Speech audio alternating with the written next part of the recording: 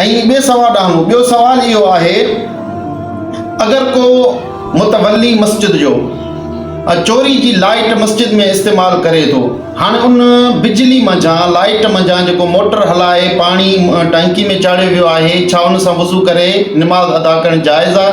या उन बिजली मां जेका लाइट ॿरी आहे, उन लाइट रोशनी जे ज़रिए क़ुरान पढ़ियो वियो आहे, इबादत कई वई आहे, छा उहा निमाज़ थी वेंदी या न? इन बाबति अर्ज़ु इहो आहे त पहिरें नंबर ते चोरी करणु नाजाइज़ कमु आहे। हिकिड़ी हूंदी आहे के ख़ासि इंसान जी चोरी, ऐं ॿिए नंबर ते हिकिड़ी हूंदी आहे अवाम जी चोरी।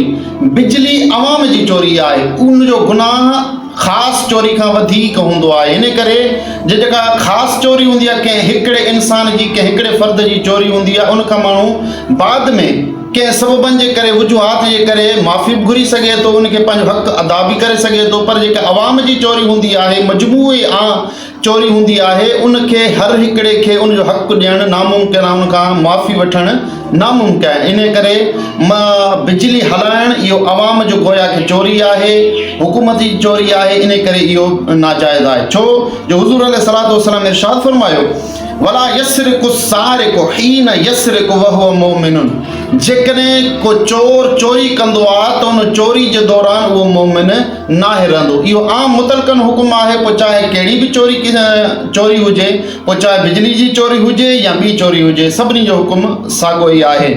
रही ॻाल्हि त उन मां जेको मोटर हलाए वज़ू कयो वियो या उन जी रोशनी करे उन बिजली मंझां निमाज़ अदा कई वई, त उहो बिल्कुलु जाइज़ आहे, उन में को बि फ़र्क़ु न पवंदो। वल्लाहु आलम बिस्सवाब।